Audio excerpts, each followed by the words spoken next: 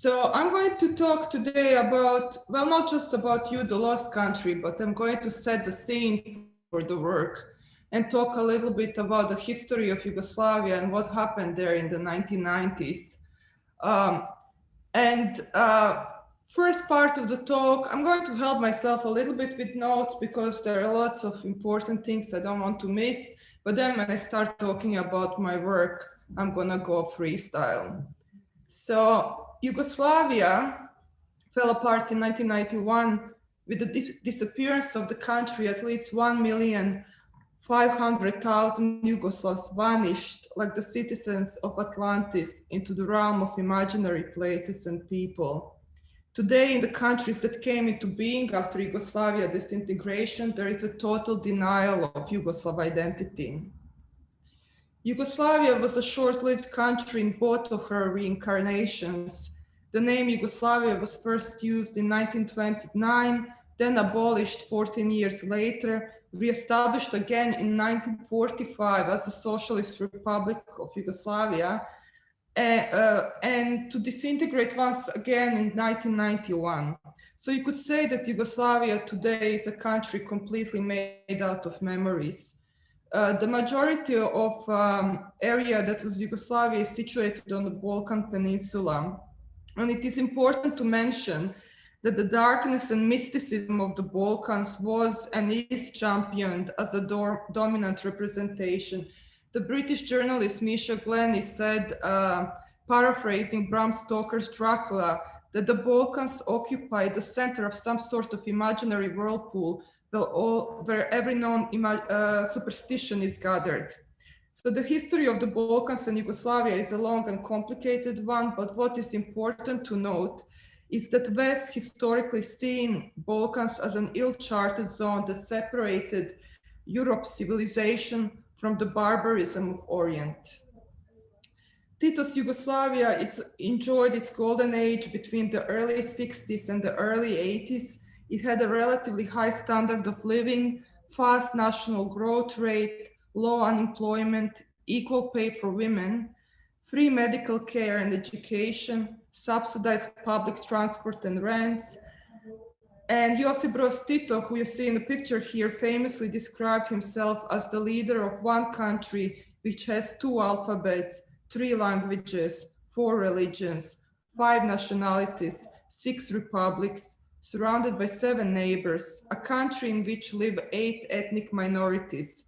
Yugoslavia, a socialist federation composed of these 6 republics, Croatia, Slovenia, Bosnia, Serbia, Montenegro, and Macedonia, started falling apart at the seams after his death in 1980. So Tito's death, here is a funeral scene, coincided with another destabilizing factor, and that is the collapse of communism and the awakening of nationalism in Eastern Europe. Emerging political parties and the leaders used nationalism and the accompanying rhetoric in order to develop a culture of fear and mistrust between different ethnic groups in Yugoslavia, as well as creating a culture of fear and mistrust, the obliteration of Yugoslav identity common to all ethnic groups started in earnest on all sides. Describing how this process worked in Croatia, Dubravka Ugrešić wrote that it took only 5 years of repressive measures to create the first precondition for the final idiotization of the nation. That precondition, she said, was a collective amnesia which caused its citizens to forget both their own personal history and history in general. She wrote, with the disappearance of the country came the feeling that the life lived in it must be erased. The politicians who came to power were not satisfied with power alone. They wanted their new countries to be populated by zombies, people with no memory. They pillared their Yugoslav past and encouraged people to renounce their former lives and forget them. Literature, movies, pop music, jokes, television, newspapers, consumed goods, language, people, we were supposed to forget them all. The Yugoslav conflict starts in 1991 with the 10-day war in Slovenia. Basically, Slovenia proclaimed independence, and Yugoslav army moved in trying to prevent them from leaving the federation. But Slovenes were victorious in this case, and that might have been helped by the fact that Slovenia is kind of the border country with the EU. So like Austria and Italy and Hungary were flanking it. But also it might have been helped with the fact that Croatia proclaimed its independence on the same day. And unfortunately, Croatia was not to be as lucky as Slovenia. Frightened by the new and extremely nationalist Croatian government, the large Serb minority in Croatia, supported by the Yugoslav National Army, rebelled against the new Croatian state and took control over a third of Croatia's territory. This independent Serbian territory within Croatian borders was called Srpska Krajina.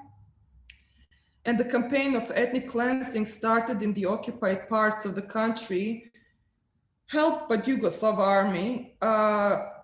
And basically towns on the borders like Vukovar and Dubrovnik, UNESCO protected town, were shelled to smithereens. But what happened in 1995, Croatia in two offensives called Storm and Flush basically took back majority of the lost territory. And this triggered again the massacring now of Serb population that were in these occupied territories. Bosnia and Herzegovina, the most ethnically diverse republic in former Yugoslavia, was almost completely devastated in the war. Both Serbia and Croatia had strategic interest in Bosnian territory, and it has come to the light that these two men shaking hands, who were Croatian President Franjo Tudjman and Serbian President Slobodan Milosevic, met secretly in 1991 and carved up the country between them. The Bosnian government unfortunately placed their trust into international community, as they believed that the international community would not allow a UN member to be wiped off the map. The population of Bosnia learned over time that peaceful negotiations with their Serb and Croat counterparts had brought them only defeat, so they started to fight back. War then turned into a vicious three-sided battle. The Bosnian government pleaded with the Security Council to lift the arms embargo so they can protect themselves, which was refused, with an argument saying that this would only create level killing fields. More honest reason was provided by James Baker, the Secretary of State during the George Bush administration, who said, "We don't have a dog in this fight." As a consequence of not lifting the arms embargo, Bosnian Muslims were exposed to merciless ethnic cleansing from both the Serbian and Croatian side. It is difficult to estimate the exact number of people that were killed in the Bosnian War. The numbers range anywhere from 25,000 to 250,000. It's difficult, to pin down. What we know is that the half of the population of Bosnia either fled, were killed, or expelled, approximately 2 million people. Thousands of women were raped, concentration camps were resurrected, and mass murder on the scale not seen in Europe since the Second World War took place in towns of Srebrenica in July 1995. More than 8,000 Bosnian Muslim boys and men were executed by the Serb forces under the command of General Mladic within a space of just few days. Srebrenica, declared a safe area by the UN and under the guard of Dutch peacekeeping forces, was cleansed of Muslims in less than a week, while the UN forces powerlessly looked on. While the international community tried to decide on how they should act, the Bosnians were thrown into turmoil. The feeling of helplessness amongst the Bosnian Muslims were echoed very well in something Slavenka Drakulić wrote in her book, Balkan Express, when she describes her reaction to the first air raids she experienced. So even through Drakulić is describing her experience in Zagreb in Croatia, the experience is recognizable to majority of people who were in war. She writes, "At that point, I understood the meaning of destiny. I know that this is it. There is no choice anymore, no solution, no escape. And you're not even horrified, not even tempted to resist, but just ready to take whatever the next moment brings, even if it brings death." And when reading this, I think always about video footage that resurfaced in 2005, which showed a group of Muslim boy and men being executed by the Serbian captors. In this video footage, we see scenes depicting beautiful summer day, and we see Serbian soldiers chatting to each other in a field of tall grass and wildflowers about what they're going to do that evening. Are they going to go off to meet their girlfriends or out into town?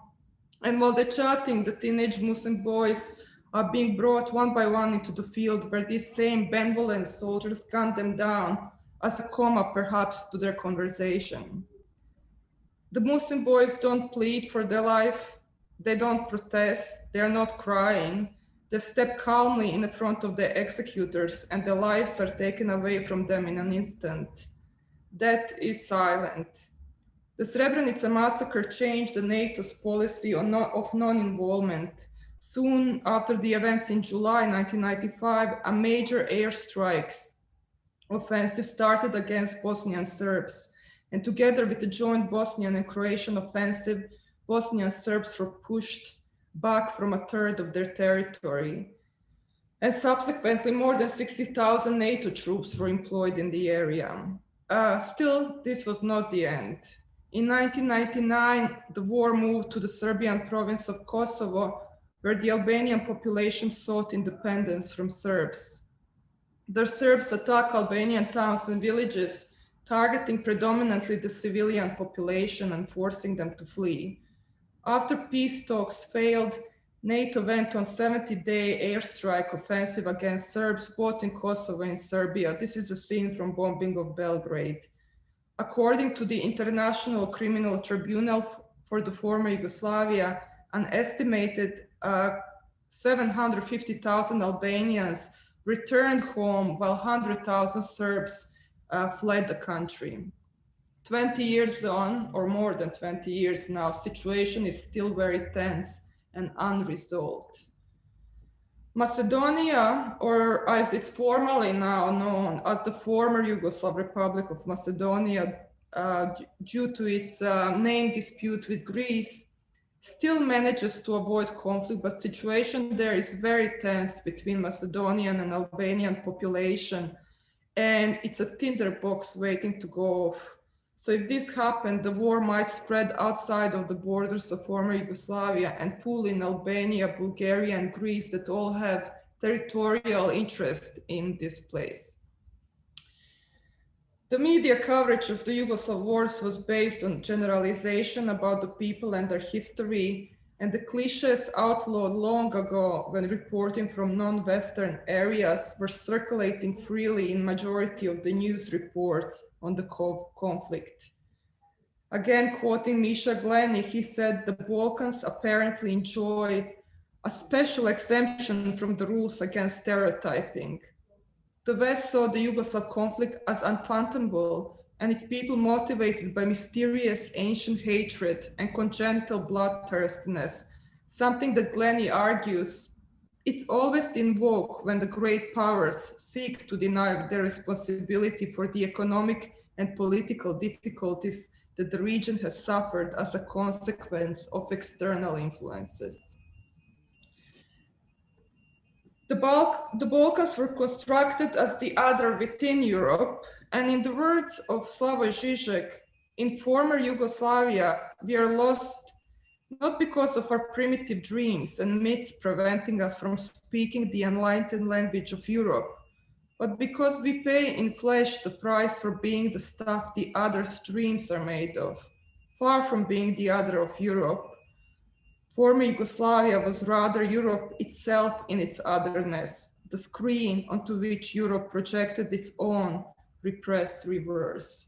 So after this brief and dramatic introduction into the history of my former country, I'm gonna say something about myself.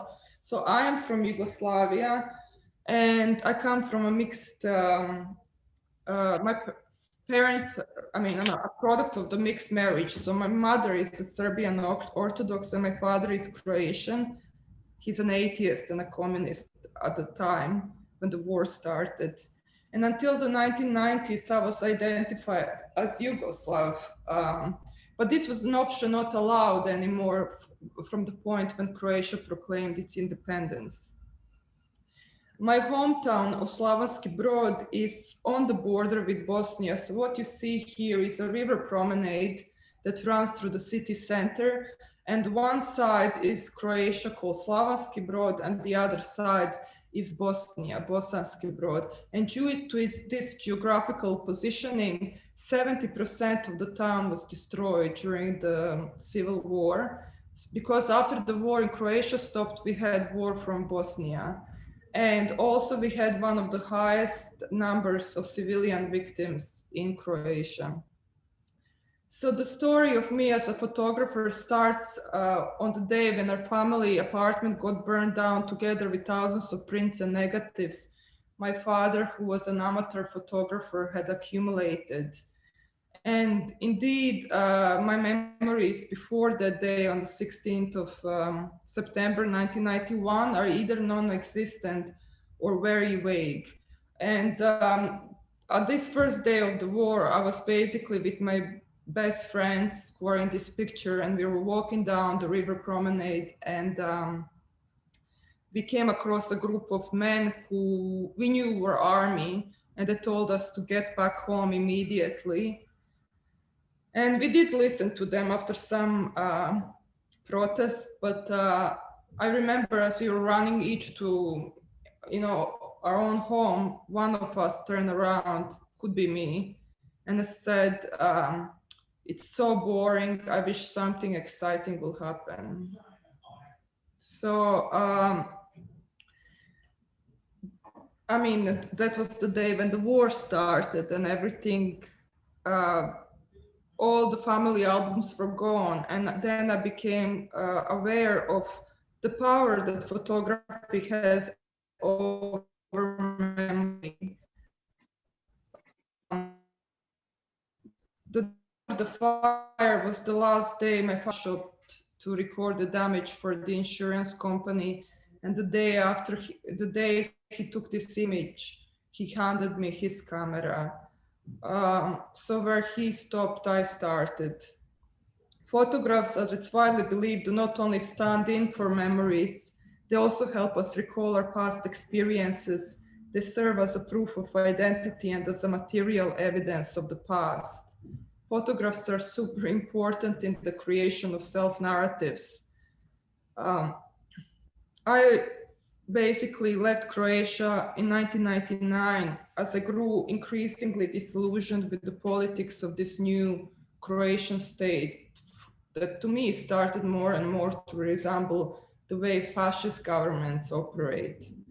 And I came to Ireland and I was living with a guy who was studying international relations and he was reading this book called Black Lamb and Grey Falcon by Rebecca West.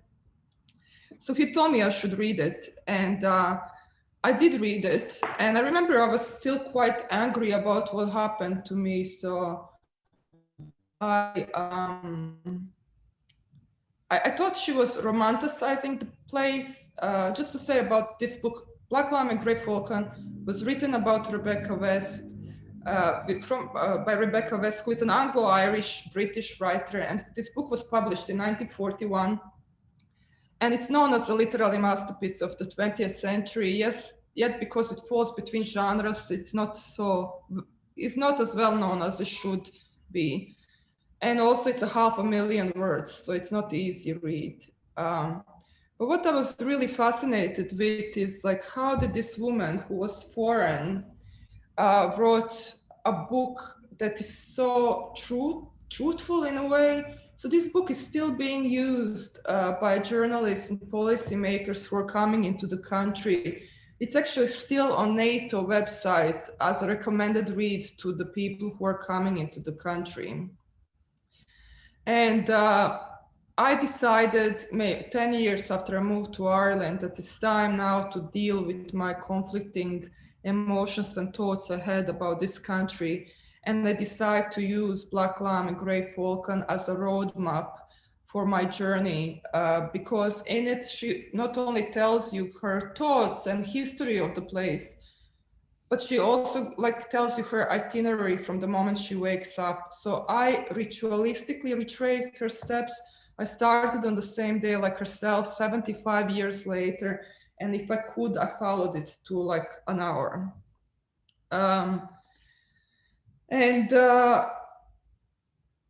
I started work on this project as a way, as I said, of putting my scattered words, thoughts, and emotion into some coherent shape, or maybe creating a country, or kind of metaphysical country in which my identity can reside. But very quickly on, I discovered that this was not a successful mission. You know, I just felt like I was following a ghost through a country that has disappeared. And I also thought that this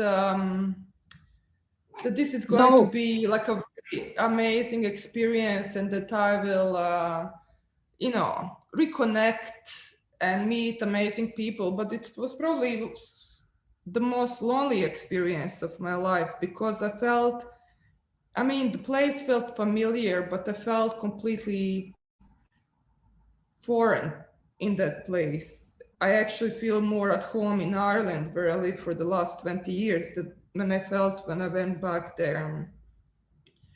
There were some moments in the book, well, this was actually a pivotal moment in the book, because in Black Lamb and Grey Falcon, Rebecca West describes a scene where someone gets killed on the road, and they have to wait for hours and hours until body is taken away. And the same thing happened in my journey quite early on, where there was a car accident and a child was killed, and we were waiting for hours for the body to be taken away. And I just remember the eeriness of that moment, and the moment where I felt everything kind of clicked together, and suddenly myself and Rebecca West started following together.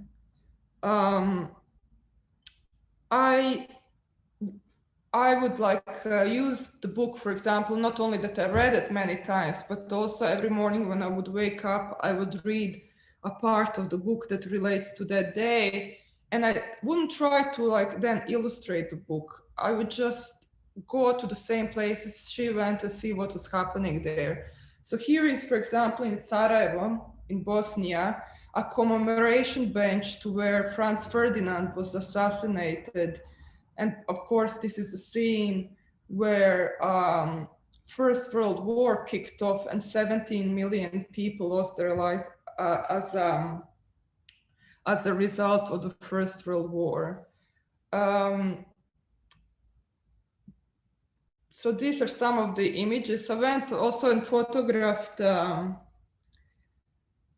She goes to the zoo in Belgrade, and she talks about how Western powers have always seen Yugoslavia as a charming zoo.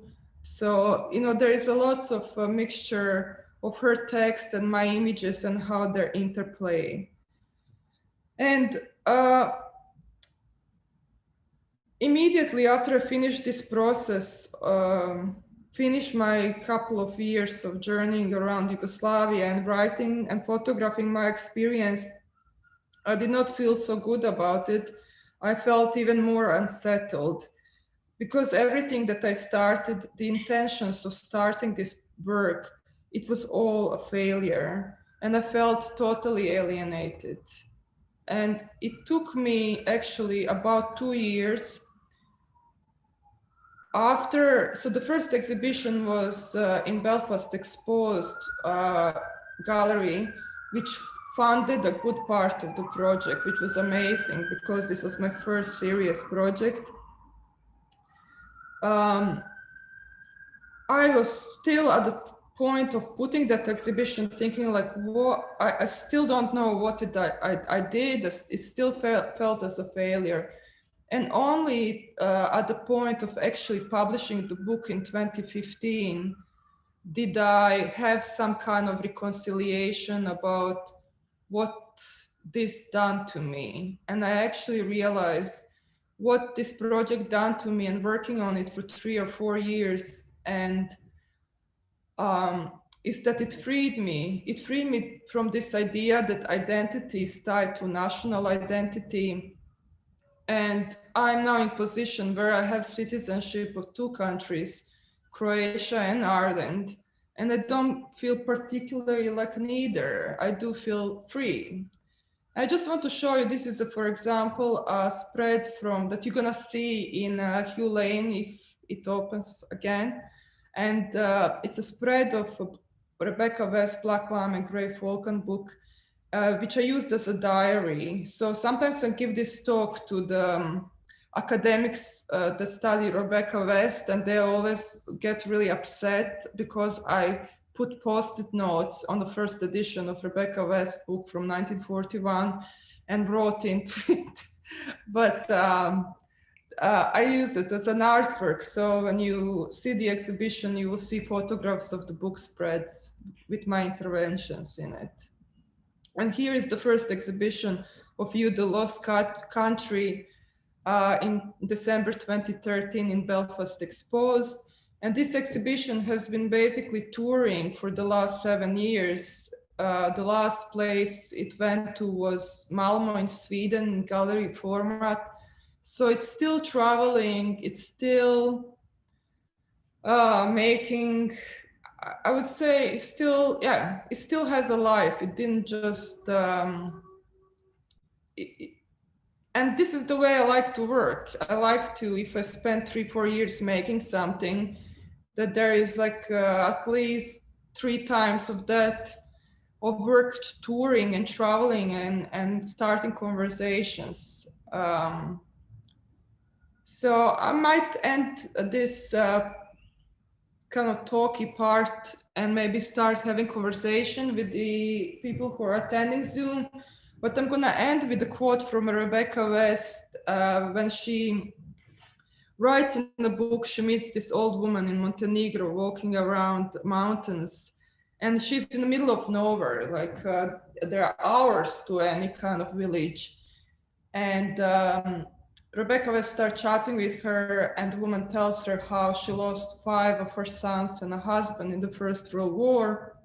And Rebecca West writes, she took her destiny not as the beasts take it, nor as the plants and trees. She not only suffered it, she examined it. As the sword swept down on her through the darkness, she threw out her hand and caught the blade as it fell, not caring if she cut her fingers, so long as she could question its substance, where it had been forged and who was the wielder.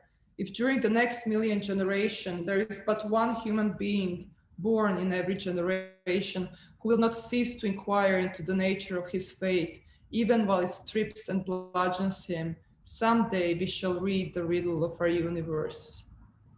So I'm going to stop sharing the screen.